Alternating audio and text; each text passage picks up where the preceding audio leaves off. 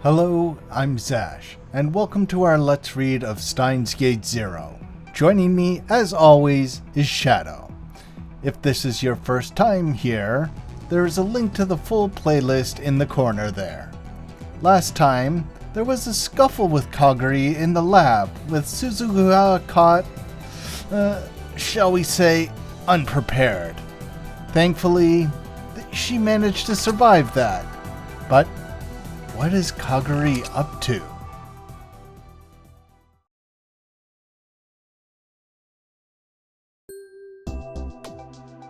When July came, the sun shone down even harder on eastern Japan. Summer was truly here. The news had been saying for days that the heat island effect might make this the hottest summer in years. Just like the heat dome we have now. Let me out. And then on the first Sunday in July, I met with Maho in Akihabara. I was waiting at the open cafe at UPX when Maho arrived. She was a little late. Hey, at least she's still alive. It was looking pretty ominous for her. Yeah. When she listened in on that conversation. Oh my god, her tiny little arms. Okabe-san? It's been a while. She ordered an iced coffee and took a deep breath. But, we talk to each other all the time on video chats. Thanks for telling the audience that, bud. That's right. Doesn't feel like it's been that long. Her habit of paying no attention to her clothes or looks hadn't changed at all in the last 6 months. People were going to think she was an elementary school kid who decided to go play at a friend's house. But it would upset her if I said that, so I never would. I had no idea you were here. If I hadn't happened to see Dr. Liskinen, I never would have found out. I was gonna contact you once things calmed down. We needed to talk to each other about Kurisu at some point. Eventually. So, you're here about the new encephalitis cases? Dr. Liskinen is, at least. I'm his assistant, but I'm mostly in charge of Amadeus. Have there been any problems? I assume not, since I'm still getting my usual reports. Yeah, nothing really. Lately, it's been a struggle to deal with Kurisu, though. Hey! I heard a voice from my smartphone, which I placed on the table. What do you mean by a struggle? I'd left the Amadeus app turned on. Oh my, no, Of course, Kurisu could hear everything we said. She's gotten a little ruder since we first met. You're just afraid of me for no reason, is all. Maybe. It was turning into our old relationship in the Alpha World line, where we'd fought all the time. I was starting to lose track of whether that was a good or bad thing for me. Yeah, he has a bunch of unresolved trauma around Kurisu, and this is not helping. I thought I was trying to forget about Kurisu. You were pretty rude when we first met. That was... She's rough on people when she meets them for the first time. You know why? Because they refuse to treat me like I'm my real age. The two of them spoke in unison. So, I always get upset. Once I get to know someone, they stop talking about my appearance, right? So, I can speak more normally around them, is all. I guess I was right not to comment on her outfit. That was a close call. Hold on, wait. Okabe, had tact? Yeah, that's a big change, bud. Yeah. It's a big word for Helmo. Anyway, back to Amadeus. It's an interesting sign that Krisu is developing a bit of a sharp tongue. No, it's completely in line with her original personality, too. She's a 4chaner. Yeah. She has a sharp tongue. It's a side of her she never shows me or the professor, right? That may be a sign of how much she's opened up to you. I have not... Maho simply smiled and ignored her. We can analyze those psychological changes as code. This is a change we never would have seen if she'd only been speaking to me and the professor. That alone means we were right to keep you on as a tester. Yeah, except at what cost to the tester? Well, they don't know that. Yeah. Is that how it works? Like, Maho has her own set of traumas regarding Kurisu's death, but no one could even begin to predict what Okabe went through. Yeah. And also, he hasn't told them that this is having an effect on him, so they have no way to know at what cost. Yeah, like they've had some hints and suggested he go off, but he's always insisted to stay on regardless. Like they can't know until he tells them. It's unfortunate. And telling them might not be the best idea either. The skinning is a bit, yeah.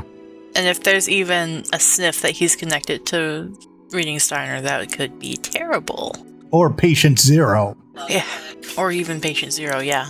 I don't know, was there ever, like, a reason given in the first one for why he's so connected to the world lines? Or is it just he's the protag and he's the protag because of that?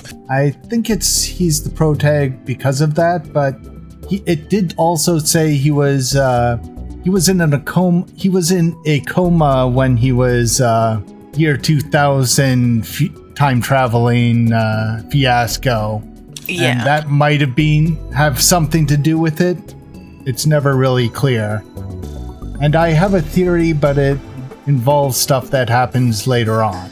That is fun to think about, though. Yeah. Because it wouldn't just be him. Like, millions of people are in comas all the time. Yeah. So, there must be more. Yeah. Dr. Liskinen was very impressed by this, too. I think you're giving him too much credit. In fact, whenever he talks to me, he's always complaining. He's not very manly, you know? Well, I knew my personality had gotten a bit negative, especially given what I've been through. But did she really need to say that to Maho right now? An eye for an eye it is, then. By the way, there's something I hadn't told you yet. What is it? It's something I don't think you or Dr. Liskinen are aware of. Wait, what are you going to tell her? Something Maho and the professor don't know about me? Does the phrase Kuri Gohan and Kamehameha mean anything to you? A few weeks ago, I actually searched for Kuri Gohan and Kamehameha on a whim. It was the handle Krisu had used on @channel when she was alive. From what I'd seen, the comment started in summer of 2008, then abruptly stopped in July of 2010, and then started up again in December of the same year. Even now, in July 2011, they were still appearing. It wasn't Krisu's ghost, and it wasn't an imposter. Then, the only one who could be writing those posts was... Kabe-Rentaro-san, why don't we have a private chat? So, it was you after all? Don't you think it's a bad idea not to tell them? It's an even worse idea to tell Mao-senpai. Why?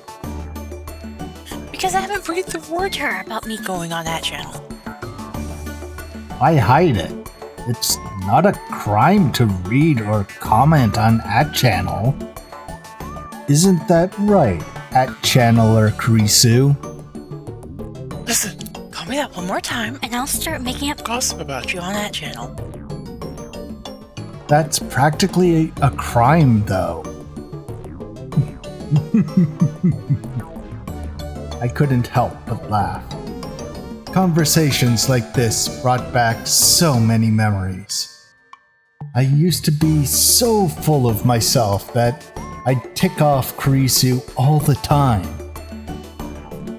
Hey, what are you talking about? Nothing! Don't worry about it. Delete all of the memories of today from your hippocampus, please.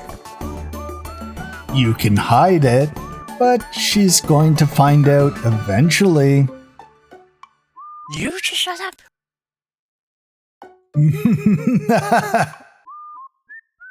You two have gotten a lot closer over the last 6 months. I was trying very hard not to go into the full evil mad scientist laugh. I love the idea that that's just how he laughs. Yeah. That wasn't an affectation, he just laughs like that. Ah! Senpai. I'm sorry. Huh?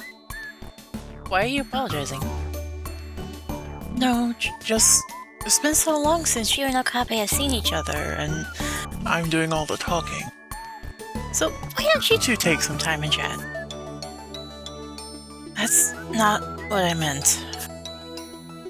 All Okabe's fault for saying something weird, isn't it?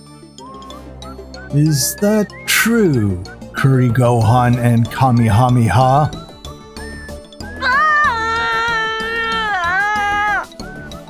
Please don't say that. Just like the real Kurisu, she was strangely obsessed with hiding the fact that she was an @channel. I need to go cool off a little, so I'm going to hang up. Bye. Cool off what? The data center she's running on. Kurisu disappeared from the screen. Kurisu had been kind of rude lately, so it felt good to have a chance to get back at her. If I overdid it, she was probably going to hold a grudge, so this was likely a good place to stop. What's Kuri Gohan? If you really want to know, ask Kurisu. If I explained it, she'd probably get mad and refuse to talk to me again. So, how long are you going to be staying here? Might be longer than last time. You barely know anything about the new encephalitis Dr. Liskinen is researching. It's possible that I'll be sent back on my own, too. If you've got time, visit the lab. I'm sure Daru and Mayuri would love to see you. Mayuri's unsure, but I don't know about Hashida-san.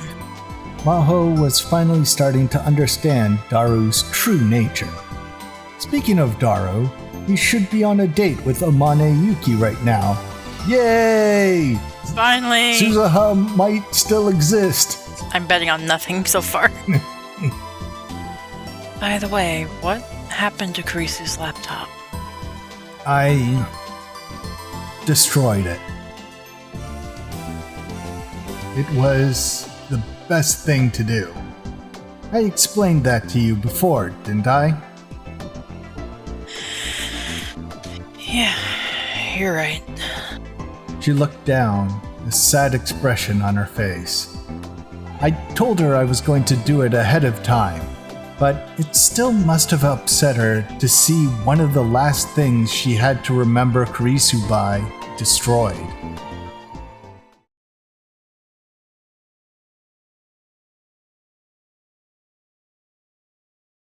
About half the seats at Go-Go Curry were full.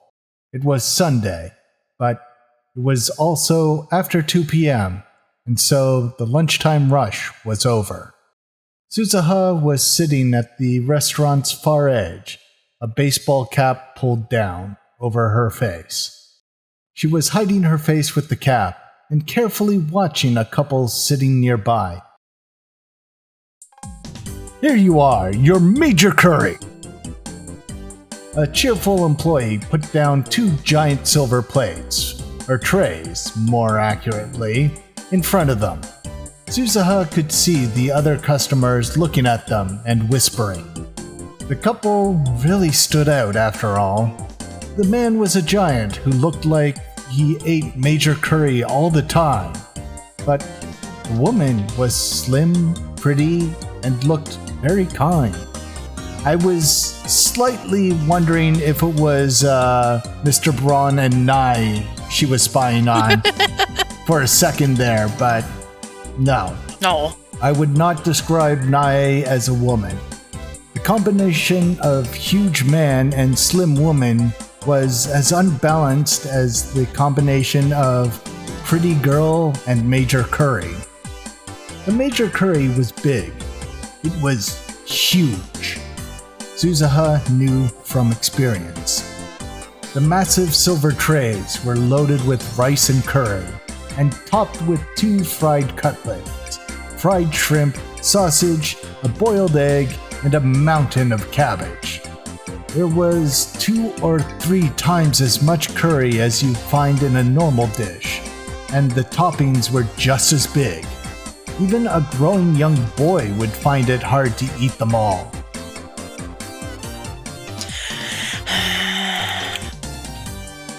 Suzuha was irritated. Why are you ordering Major Curry on your first date with her, Dad? Well, she ordered the huge thing too, so maybe she does come here and she knew what she was getting into type of thing. Like, it's a place they both like. I think it's because it's so big. Yeah, but I'm just saying, Yuki ordered, like they said there were 2 orders of it, so that means Yuki ordered it as well. It's not just Daru that's eating one. And it's not like they're going to share it because they both ordered it. So I'm wondering if Yuki comes here and orders it as well, and all the fat goes to her boobs. I wouldn't doubt it from this thing. The Beauty and the Beast couple that Suzuha was watching, of course, was Daru and Yuki. In the morning, they'd gone to see a movie in Yurkucho. Then they'd come to Akihabara and gone straight to Go-Go Curry. Suzuha had followed them the whole time. That's why she couldn't believe Itaru's choice of date spots. I don't mind Go-Go Curry at all. In fact, I like it, but... Yeah, but Yuki likes Daru, so she probably does not have the same tastes as the stereotypical college girl. Yeah. And also, college students can eat a huge amount of food. The biggest thing to remember is that a teenage, early 20s man can put away an entire fucking elephant. They do not have to be big to do that. Yeah, but the same goes for a woman as well. Oh no, teenage girls eat a lot. Yeah. They don't talk about it as much because they're not as voracious as teenage boys. Yeah. But I was a teenage girl once, and I ate a lot. And I was a teenage boy once, and they called me a black hole. This is your first date? There are other places you could have gone. Yeah, but I will also refer to Okabe's date with Ruka. I firmly believe that you should be showing who you are on your first date. Yep. And if your date doesn't like it, then you shouldn't be dating them. Yeah, and you can break it off with minimal investment on both sides. Why string them along for 6 months, years, a marriage, if you're not who you are? Like, showing you that your best self, yes. Pretending that you're someone you are not, no. I think there's a difference. And if Daru wants to go to Curry and eat a whole shitload of it, well, that's what you needs to expect from him, because he's gonna do it. She clutched her spoon tight and gritted her teeth. Suzuha knew next to nothing about Japanese youth culture in 2011, and even she knew it was a bad idea. Who knew what was going through Yuki's mind? Or so Suzuha thought. But Plot twist, it was actually Yuki's idea here to come here. Oh, it's even more amazing than the pictures. Surprisingly, Yuki was ignoring the people around her and innocently enjoying this huge curry. Yeah, like, Yuki was too scared to come in alone, so she had Daru come with them. Manishi, if you can't eat it all, I'll finish it for you, okay? Okay, thank you, but I'm actually pretty good at this. Yeah? That's a surprise. I actually would always just come and look at the menu outside. I always wanted to try this. I'm glad you brought me here. I'm glad to hear that. Huh? Suzuha had evidently worried over nothing, but still she realized that Daru was acting strangely. Well, he's on best behavior right now. This man has never been on a date before in his life. Give him a break. He's nervous and on best behavior, so ever since he came out of the movie theater, he was walking and talking strangely. Instead of his usual hunched posture, he was forcing himself to stand up straight. His every movement seemed oddly forced, as if he were a broken robot. And he downed glass after glass of water. Oh, I'm sorry. May I have some more water too? Sure. Thank you. I think Yuki is aware that he's acting differently and trying to be as good of a date as he can and appreciates that sort of type of thing. Yeah. Because Yuki knows who he is. It's not like this is a blind date or something. Daru poured water into Yuki's cup. Suzuha had a bad feeling. And she was right. Daru was moving so awkwardly that he almost spilled water on her hand. Oh no, water on the hand. What a horrible fate. Yeah. Are you okay? It's water, bud. My hand just got a little wet. Anyway, let's eat before it gets cold, okay? Yuki quickly wiped down the table with her handkerchief and grabbed her fork and spoon. There were stars in her eyes. Okay, let's eat.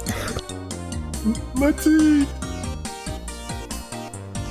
Yuki seemed to be really enjoying her meal, but Daru was very formal and quiet.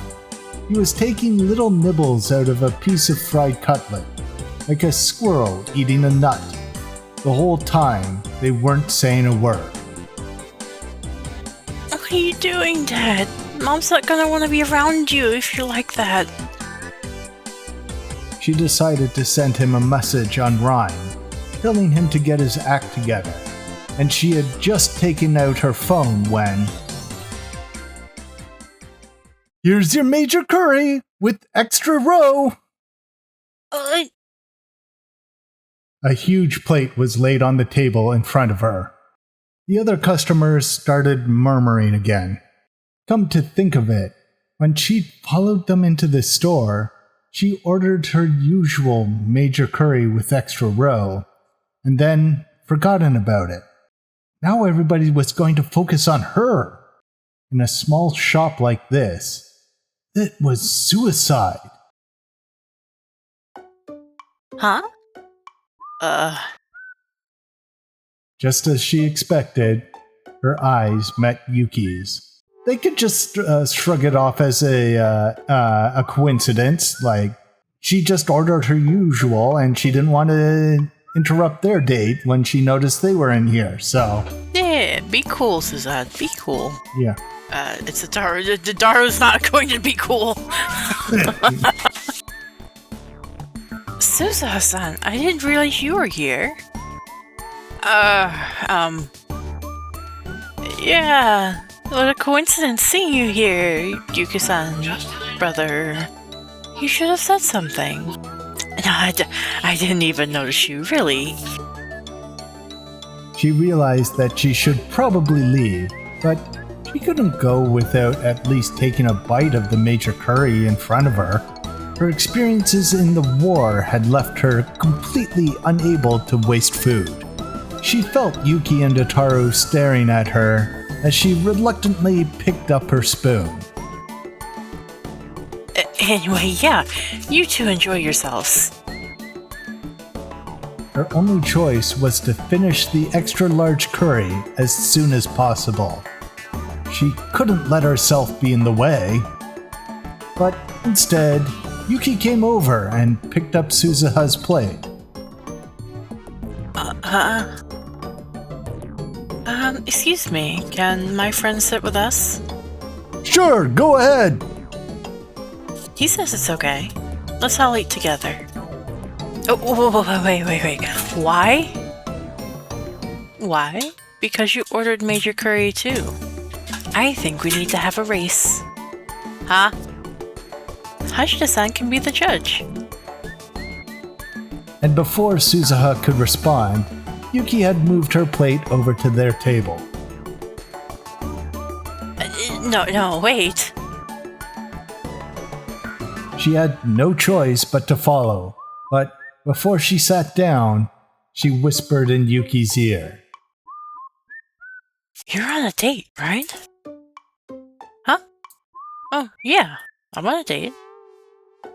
It makes me blush when I say it aloud. Daru didn't react at all, even though she was sure he'd overheard that. I've never been on a date, so I don't know how they work, but is it normal to have a curry speed eating contest with another girl in the middle of a date? If everyone's okay with it, why not? Truly. I don't really know. But you see it a lot in anime and manga, don't you? Yeah, that is true. She is a bit of an otaku. That is terrifying. A little sister who doesn't want to lose her big brother runs up to the girlfriend and says, "Let's have a competition." I don't think that's what's happening here. For some reason, Yuki seemed incredibly enthused. Yeah, but this is adjacent to what she has seen in manga, so she is just making it, she is just forcing it to fit. Suzuha is here and they all have the big curry thing. I love it. I love that she's a nerd. Good. Yep. Suzuha was overwhelmed by her energy. I don't know anything about that. Is that how it works, brother? If anyone in this room had less of an idea how this works, this should work, it would be Daru. But even when she turned to Daru for help, he just awkwardly sat there, eating his curry like a robot. Brother? He awkwardly turned his head to face her. The rest of him stayed completely still. Did you say something? What's wrong? You're acting weird. I am not acting weird. I am not acting weird at all. Huh? Suzuha glanced back at Yuki.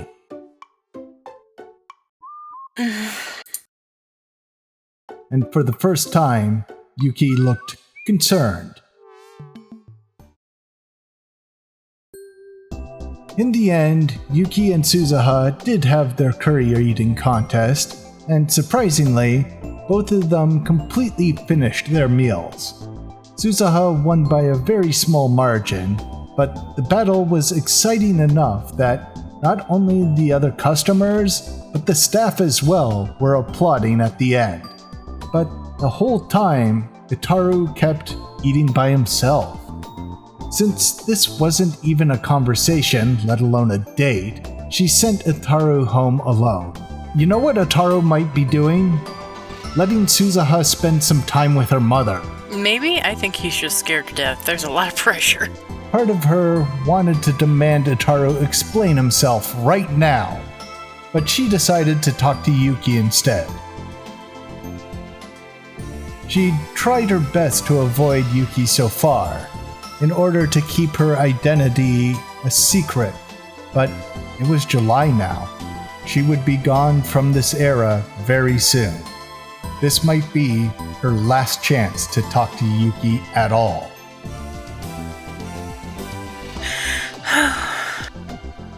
I'm so glad you were there. Yuki sighed a little after Itaru left. Maybe I did something to offend him. Hashida-san doesn't seem to enjoy being around me. He is scared stiff, and not in the sexy way. Don't think he was just nervous? But he was having fun talking with me before the movie, you know? Oh, something happened. What movie did you see? But after the movie, he started acting really strange. Or maybe he heard other people saying like, what the hell is she doing with him type of thing. Maybe so. Did I do something wrong? I asked him to take me to the curry place, but since he was acting like that the whole time, I wasn't sure what to do. And so, since you happened to be there, I turned to you for help. What had happened inside the theater? Suzuha hadn't followed them inside. She'd spent about 2 hours killing time outside. Hey, why do you like my brother? Huh? Huh? I mean, maybe I shouldn't say this, but he's not exactly a lady killer. What do you think about your brother? Me? Do you like him? Hate him? You like him, right? I can tell by watching you. Well, sure. There were parts of him that she didn't like, but of course, she loved her dad. Wait, why are we talking about me? Yeah. At least Yuki doesn't see her as competition, like she's just going future sister-in-law. So, what about you? I still don't really know if I like him or not. Yeah, they've been on all of one date and Daru kind of avoids her like the plague otherwise. I see. Not only had Itaru not told Yuki he liked her, this was still their first date, and they hadn't spoken that much before either. She hadn't even reached the point where she saw him as a member of the opposite sex.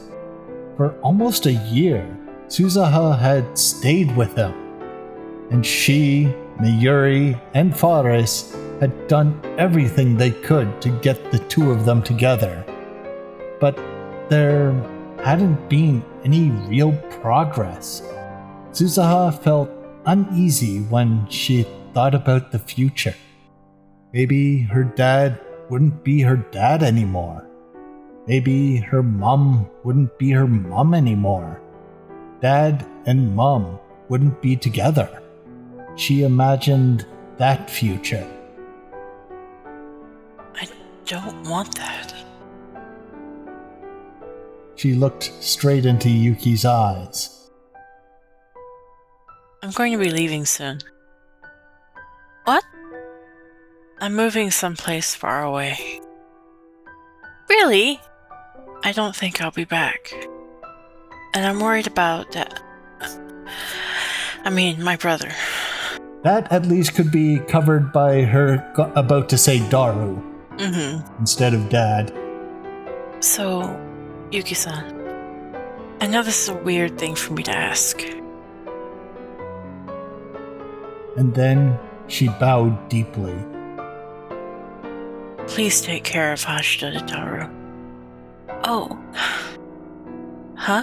Welcome to Shadow Makes Noises at Herself for 20 minutes. There was no answer from Yuki.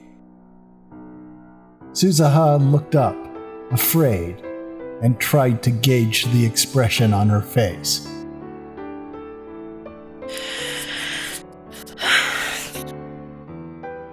She looked kind of lonely and kind of sad. I don't know what I want to do. Yuki whispered, and then Suzuha.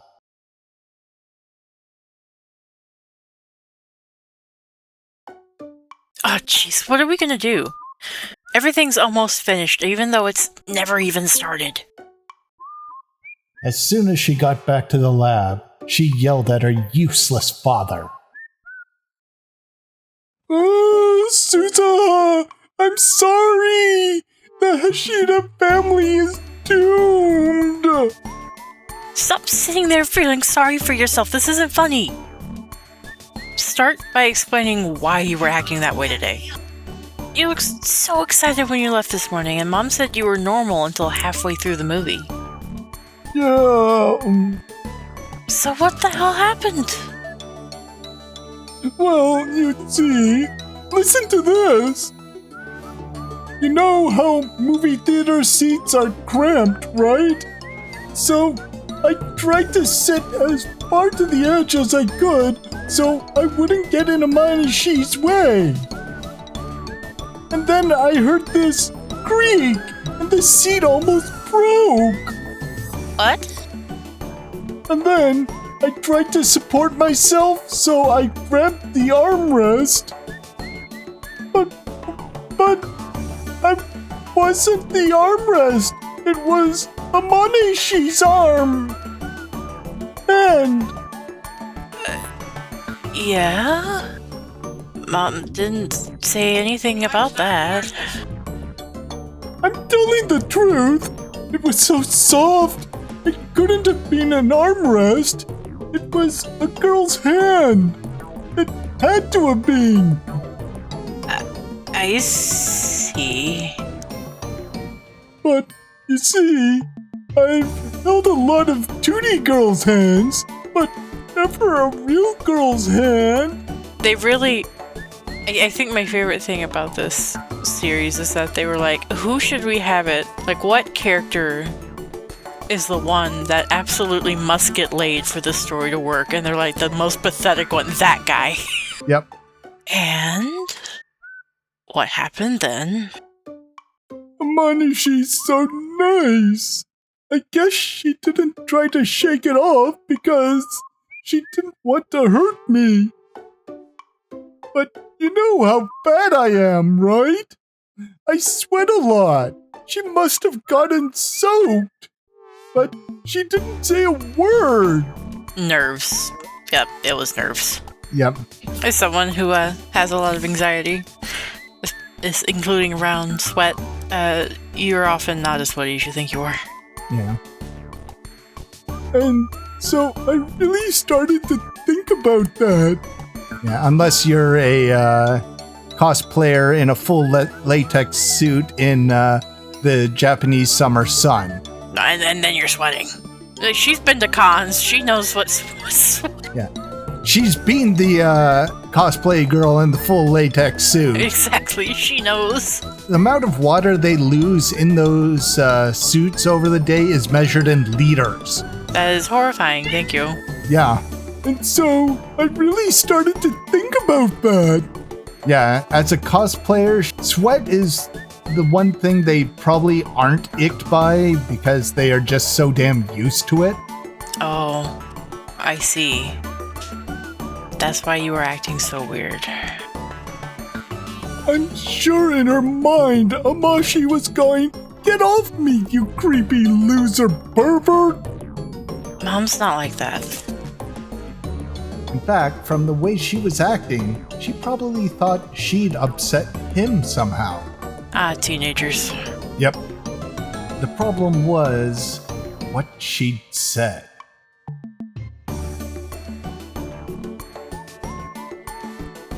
I don't know what I want to do.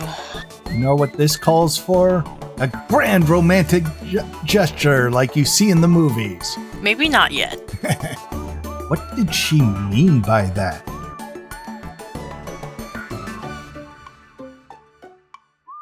I don't know what Mom's thinking. Suzuha, let's give up on Mom and you can live with me. You're not making any sense. How am I even supposed to be born? But it's impossible. How come you're not even trying?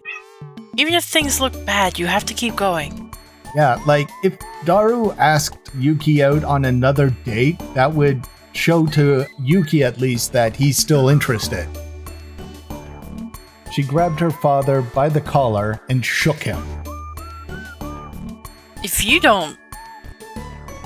She remembered how sad Yuki had looked when they said goodbye. Otherwise, something awful will happen. Yeah. Suzuha was starting to wonder about leaving, especially now that she had even more to worry about. Maybe I shouldn't have talked to Yuki after all. She realized again how powerless she was, being from the future, and trying very hard not to grandfather paradox herself. Yeah. I don't understand why Suzuha is so worried about Daru. He is my favorite right arm and super hacker. There is no girl that can escape him when he sets his mind to it. He has captured the hearts of many 2D girls, and this is no different. He will capture Amane's heart. I have no doubts.